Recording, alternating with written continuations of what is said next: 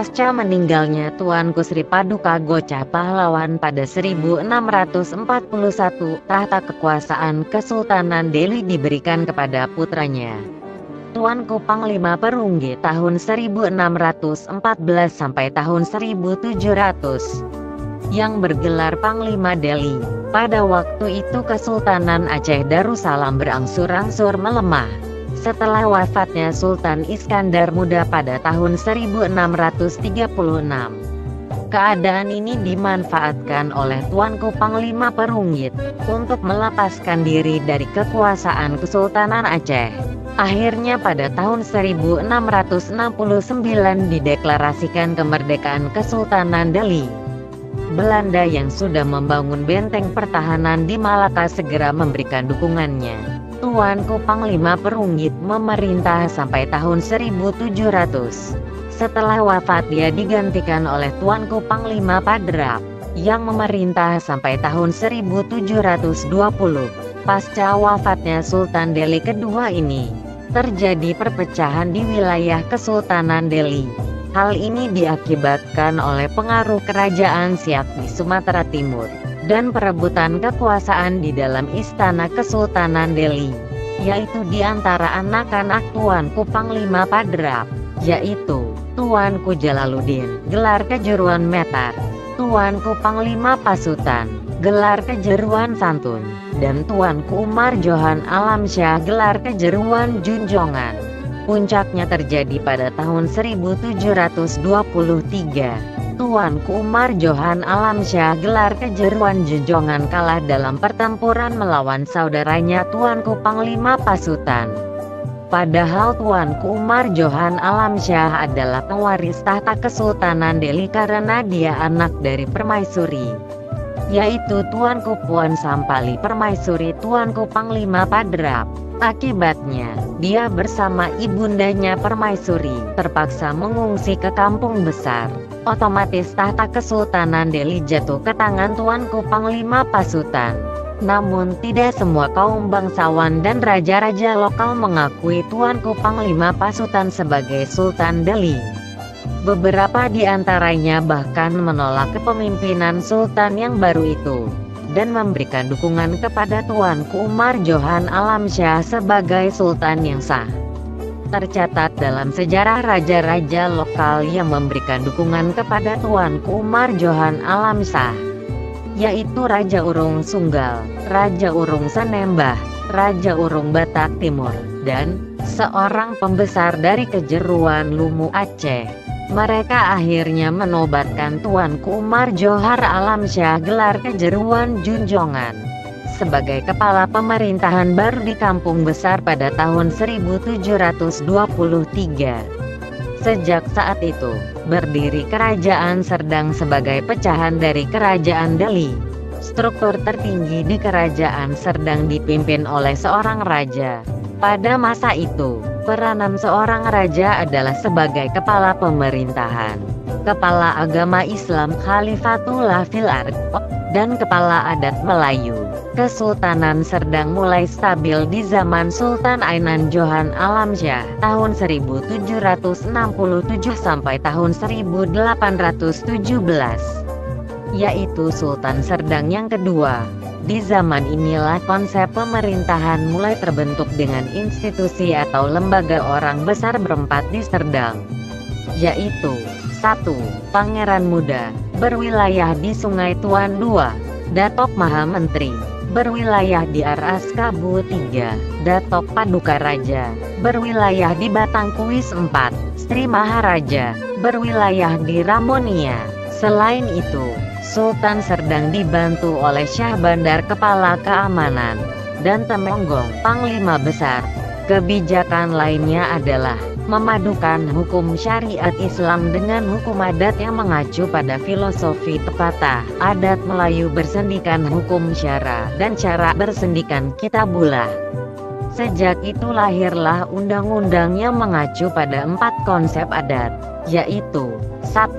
Adat sebenar adat, sesuai hukum alam, seperti api panas, air dingin, siang malam, lelaki perempuan, dan lainnya. 2. Adat yang diadatkan, sesuai permufakatan orang raja dan para orang besar kerajaan. 3. Adat yang teradat, kebiasaan turun-temurun yang mempunyai sanksi-sanksi adat jika dilanggar. 4. Adat istiadat, kebiasaan yang berlaku di istana raja. Wilayah kekuasaan Kesultanan Serdang meliputi Batangkuis, Padang, Bedagai, Percut, Senembah, Aras Kabu, dan Ramunia. Kemudian wilayah Perbaungan juga masuk dalam Kesultanan Serdang karena adanya ikatan perkawinan. Selanjutnya, keturunan Tuanku Umar Kejeruan Jejongan melebarkan wilayahnya ke Denai, Serbayadi, sampai ke pegunungan yang dihuni orang Karo dan Simalungun. Pada zaman cucunya Sultan Tafsinar Basyarsyah tahun 1790 sampai tahun 1850. Serdang merupakan kerajaan yang makmur dan tentram, seperti kesan John Anderson ketika berkunjung ke wilayah tersebut pada tahun 1823. Kesultanan Serdang mencapai masa keemasan di zaman Sultan Tafsinar Baharsyah tahun 1817 sampai tahun 1850. Pada masa ini penerapan adat Melayu yang bersendikan Islam sangat dijunjung tinggi. Hasilnya ialah banyak rakyat Batak Hulu yang memeluk Islam. Di masa pemerintahannya Serdang menjadi aman, tentram dan makmur karena perdagangan yang maju. Nama Kesultanan Serdang begitu besar dan dikenal negeri-negeri lain sampai ke semenanjung tanah Melayu. Banyak kerajaan-kerajaan lain, seperti Padang, Bedagai, dan Senembah, yang meminta bantuan militer dari Kesultanan Serdang. Ketika utusan kerajaan Inggris di Pulau Pinang, John Anderson mengunjungi Serdang tahun 1823, ia mencatat, 1. Perdagangan antara Serdang dengan Pulau Pinang sangat ramai, terutama lada dan hasil hutan. 2. Sultan Tafsinar Basyarsyah juga bergelar Sultan Besar, memerintah dengan lemah lembut, suka memajukan ilmu pengetahuan dan mempunyai sendiri kapal dagang pribadi. 3. Industri rakyat dimajukan dan banyak pedagang dari pantai barat Sumatera, orang Alas yang melintasi pegunungan Bukit Barisan menjual dagangannya ke luar negeri melalui Serdang. 4. Baginda sangat toleran dan suka bermusyawarah dengan negeri-negeri yang tunduk kepada Serdang, termasuk orang-orang Batak dari pedalaman. 5. Cukai di Serdang cukup moderat. Kesultanan Serdang mulai merosot di bawah Sultan Basyarudin Syariful Alamsyah tahun 1819 sampai tahun 1880, yang ditandai dengan kedatangan penjajah Belanda. Akibatnya Sultan Serdang terpaksa meminta bantuan Kesultanan Aceh Darussalam yang terbiasa berperang melawan penjajah.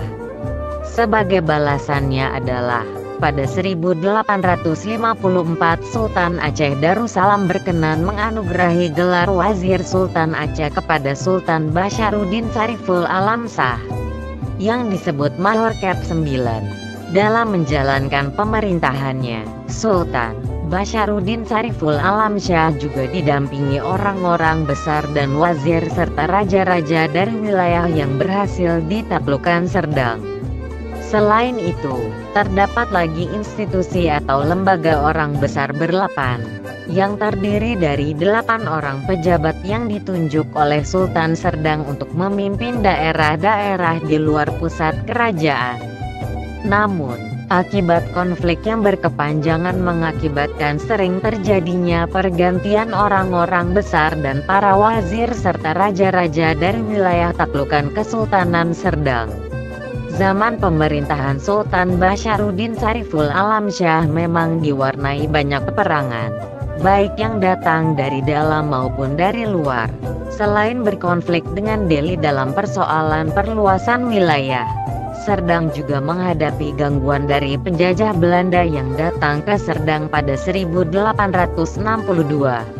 Namun, hegemoni Belanda yang terlalu kuat menyebabkan Serdang kemudian harus takluk dan mengakui kekuasaan Belanda. seperti yang tercantum dalam Akt Van Erkenning tertanggal 16 Agustus tahun 1862.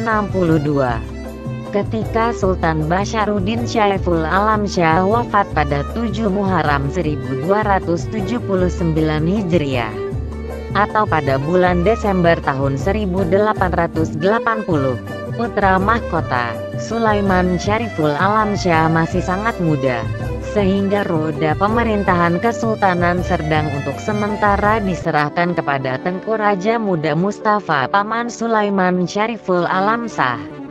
Sebagai wali sampai Sulaiman Syariful Alam Shah siap untuk memimpin pemerintahan. Pada era kepemimpinan Sultan Sulaiman Syariful Alam Shah ini pertikaian Serdang dengan Delhi semakin memanas. Masa pemerintahan Sultan Sulaiman Syariful Alam Shah berlangsung cukup lama, yakni dari era masa ketika kolonialisme Belanda berkuasa 1866 hingga pasca kemerdekaan Republik Indonesia 1946. Tragedi tanggal 3 Maret tahun 1946 terjadi revolusi sosial di wilayah Sumatera Timur. Para loyalis Republik yang pro-komunis menuduh raja-raja dan kaum bangsawan Sumatera sebagai pengkhianat, karena dianggap mengabdi kepada pemerintah kolonial Hindia Belanda. Selama revolusi sosial tersebut terjadi penangkapan terhadap raja-raja yang ada di Tanah Karo oleh orang-orang komunis. Seperti terjadi di Simalungun di mana raja-raja ditangkap. Beberapa orang di antaranya dibunuh dan istana mereka dijarah. Di Langkat, Sultan ditahan dan beberapa bangsawan tewas, termasuk sastrawan Tengku Amir Hamzah. Sementara di Asahan, Sultan Saibun berhasil meloloskan diri dan berlindung di markas tentara Jepang, yang kemudian menyerahkannya kepada pihak Tentara Republik Indonesia di Siantar. Demikian juga di wilayah Batubara dan Labuhan Batu. Raja-raja dibunuh, termasuk para bangsawan utama, dan harta benda mereka dirampok. Di wilayah Kesultanan Serdang keadaan sedikit berbeda. Berkat dukungan positif dari Sultan Sulaiman Syariful Alam Shah terhadap kaum pergerakan dan perasaan anti Belanda yang telah dikenal umum sejak zaman kolonial Belanda, serta sokongan penuh Kesultanan Serdang atas berdirinya negara Republik Indonesia sejak tahun 1945, maka tidak terjadi aksi penangkapan ataupun pembunuhan terhadap keluarga kesultanan. Akhirnya pada tanggal 4 Maret tahun 1946, Kesultanan Serdang menyerahkan kekuasaan kepada pemerintah Republik Indonesia. Sejak saat itu berakhirlah Kesultanan Serdang.